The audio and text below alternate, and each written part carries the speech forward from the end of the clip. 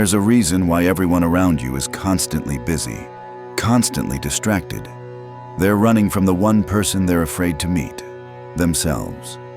If you're drowning in constant noise, overwhelmed by everyone else's opinions, and can't hear your own thoughts anymore, you're not broken. You're just overstimulated. Today, we'll explore why the most successful leaders throughout history practiced solitude, reveal the three-step method that transforms mental chaos into crystal clarity, and uncover the surprising truth about what happens when you finally stop running from yourself. But first, there's something most people get dangerously wrong about being alone. Most people think being alone means being lonely. They picture sad, isolated people sitting in dark rooms with nothing but their thoughts. This couldn't be further from the truth. Real solitude isn't about cutting yourself off from the world. It's about cutting through the noise to find what matters most. When you're constantly surrounded by other people's voices, opinions, and energy, you lose touch with your own inner compass. You start making decisions based on what others expect, not what you truly want. The world has convinced you that staying busy equals staying successful. But here's what nobody tells you. The most powerful leaders in history knew something about solitude that modern society has completely forgotten. Look at any great leader throughout history, and you'll find the same pattern. They all carved out time to be completely alone. Not just quiet time, true solitude where they could think without interruption. Benjamin Franklin spent hours alone each morning, reflecting and planning his day with careful thought. George Washington would retreat to his study for long periods of quiet contemplation before making crucial decisions. Abraham Lincoln was known for his solitary walks, where he worked through the nation's most complex problems in silence. These aren't coincidences. These leaders understood that clarity doesn't come from more information. It comes from processing the information you already have. When you're constantly taking in new inputs, your brain never gets the chance to organize and make sense of what's already there. But there's a specific reason why solitude works so powerfully for decision-making, and it has to do with how your brain actually functions. Your brain has two modes, focused attention and default mode. When you're busy, distracted, or around other people, you're stuck in focused attention mode. This is great for getting tasks done, but terrible for big-picture thinking. The default mode is where the magic happens. This is when your brain connects dots, solves problems, and comes up with breakthrough ideas. But here's the catch. Default mode only activates when you're truly alone and not stimulating your brain with new information. No phones, no music, no conversations, just you and your thoughts. Scientists call this the default mode network, and it's responsible for some of humanity's greatest discoveries. The Beatles wrote their best songs during quiet moments away from the chaos. Most people never access this powerful state because they make one critical mistake the moment they try to be alone. The moment most people sit down to be alone, they immediately grab their phone, turn on music, or find some other distraction. They think they're being alone, but they're actually just changing the source of their stimulation. True solitude means no inputs whatsoever. No podcasts to learn something. No background music to help you think. No scrolling through social media just for a minute. Your brain needs complete silence to shift into that powerful default mode. Think of it like trying to hear a whisper in a noisy room. Even the smallest distraction drowns out the quiet voice of your intuition. The first few minutes of real solitude will feel uncomfortable, even boring. Your brain will beg for stimulation. This is normal. This discomfort is actually a sign that you're doing it right. But once you push through this initial resistance, something remarkable starts to happen that most people have never experienced. After about 10 to 15 minutes of true solitude, your brain stops fighting the silence and starts embracing it. This is when the real insights begin. Problems that seemed impossible suddenly have obvious solutions. Decisions that felt overwhelming become crystal clear. It's like your mental fog lifts and you can finally see the path forward. But here's what's fascinating. This isn't just feel-good psychology.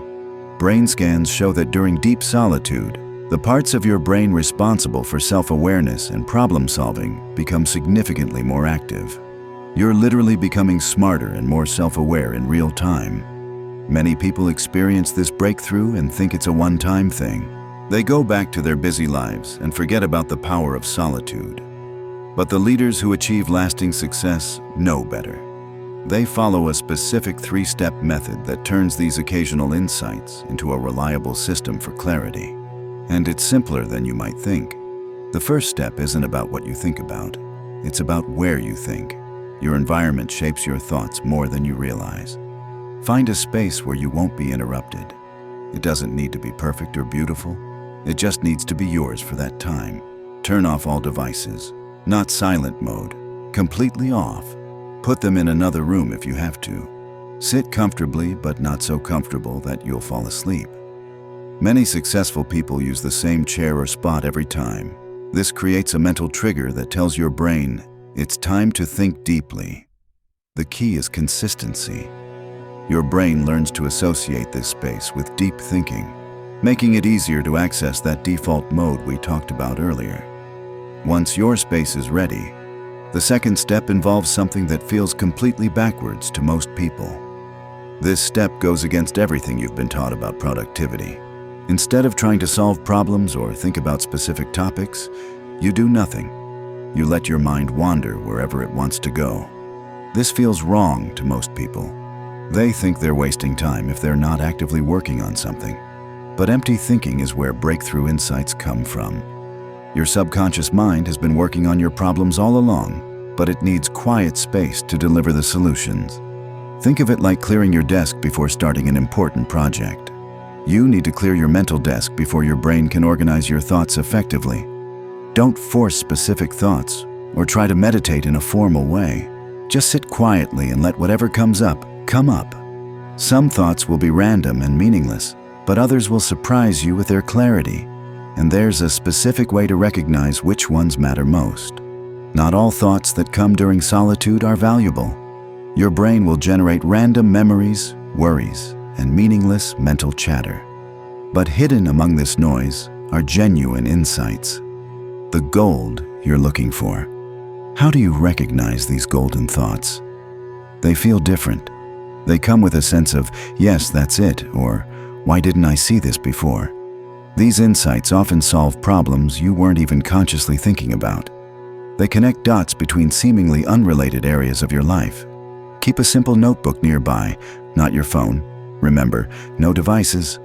When one of these breakthrough thoughts comes, write it down quickly and go back to empty thinking. Don't analyze it or expand on it yet, just capture it. The analysis comes later. Many people get this third step right, but then make a crucial mistake that wastes all the insights they've gained. Getting insights during solitude is only half the battle. The real power comes from acting on these insights in your daily life. But here's where most people fail. They treat their solitude insights like interesting thoughts instead of actionable intelligence. They write them down, feel good about the clarity, and then go back to making the same old decisions based on external pressures and other people's opinions. This is like going to the gym, building muscle, and then never using that strength in real life. Your solitude sessions are only as valuable as the changes they create in your actual life. The leaders who benefit most from solitude have a system for turning insights into action. They don't just think differently during their alone time. They live differently because of it. There's a specific way to bridge the gap between solitude insights and real-world action, and it starts with understanding why most people resist their own inner wisdom. Have you ever had a gut feeling about something, ignored it, and later realized you were absolutely right? This happens because your inner wisdom often conflicts with what others expect from you. During solitude, you hear your authentic voice clearly, but when you return to the world, other voices get louder again. Friends, family, co-workers, and society all have opinions about what you should do. These external voices aren't necessarily wrong, but they're not you. They don't know your unique situation, values, and goals the way your inner voice does. The challenge is learning to trust your solitude insights, even when they go against popular opinion. This isn't about being stubborn or ignoring good advice from others. It's about weighing external input against your internal compass. The most successful people have learned to tell the difference between helpful outside perspective and noise that drowns out their inner voice. Modern society has made being busy a badge of honor.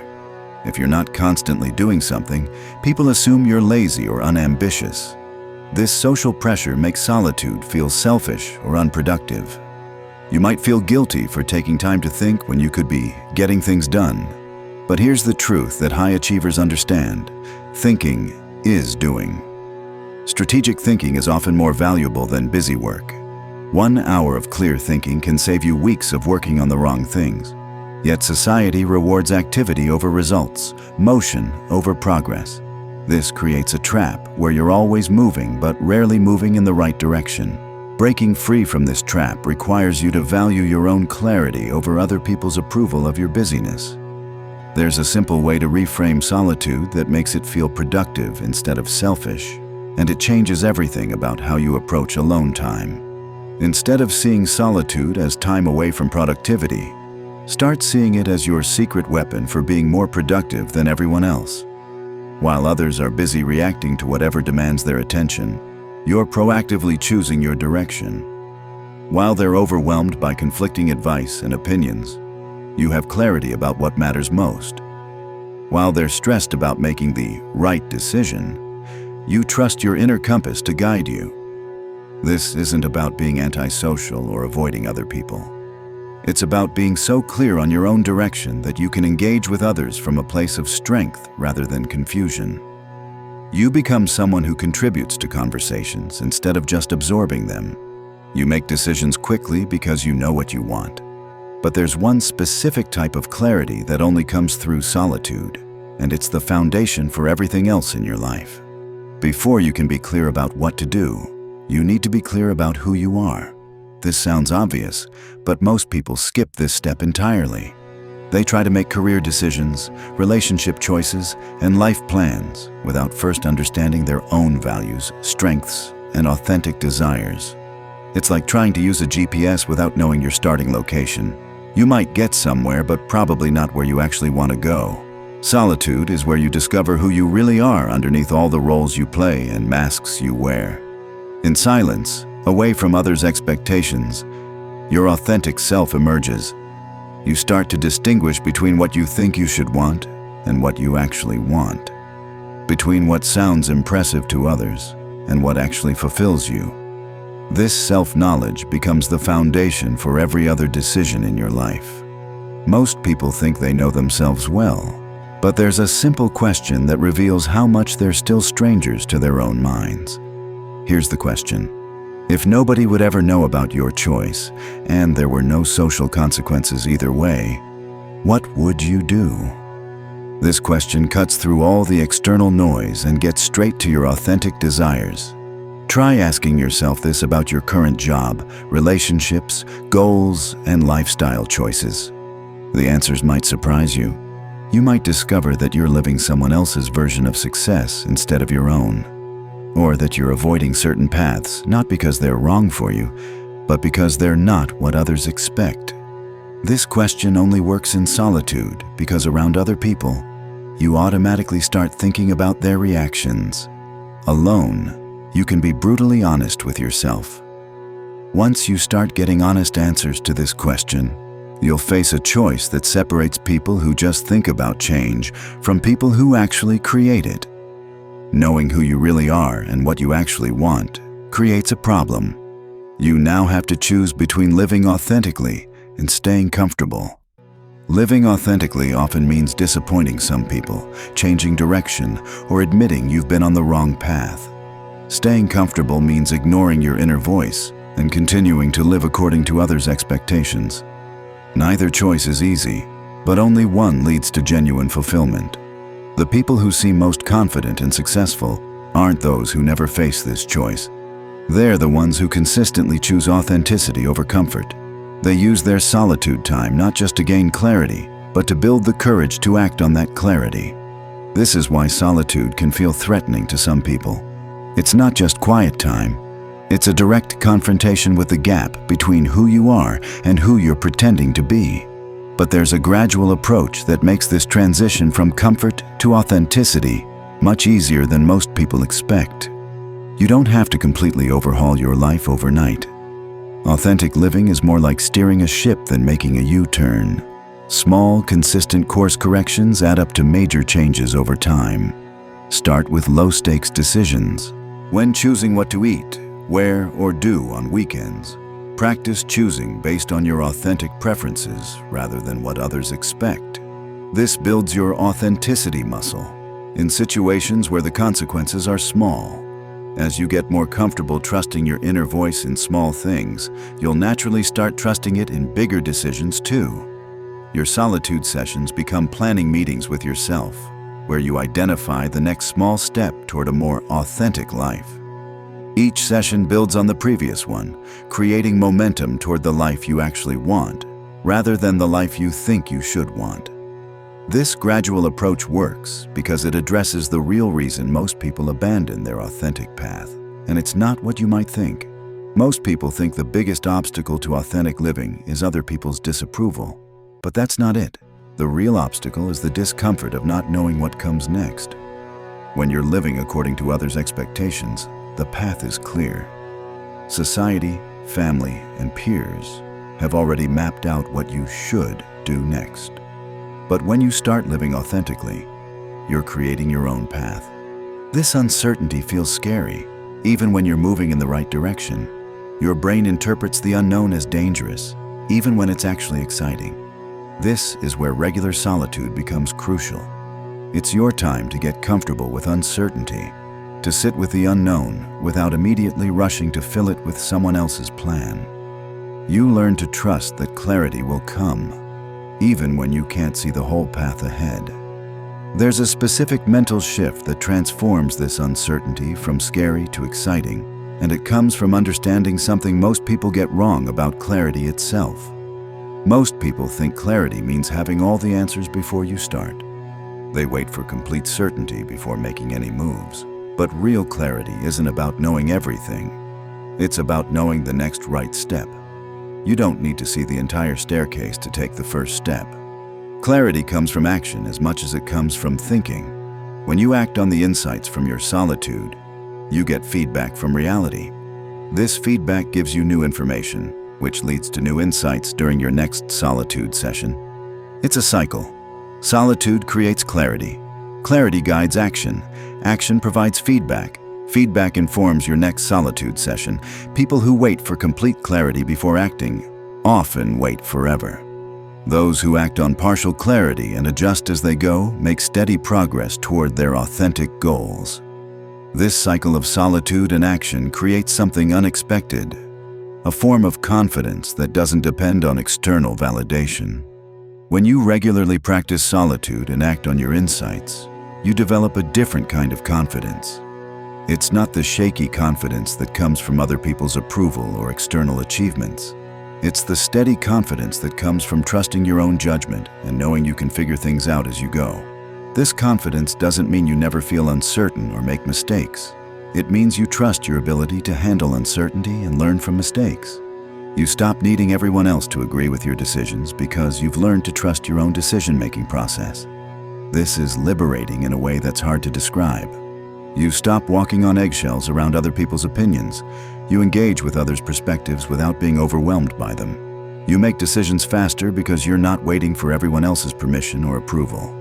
This inner confidence transforms not just how you see yourself, but how others see you, and the change is more dramatic than most people expect.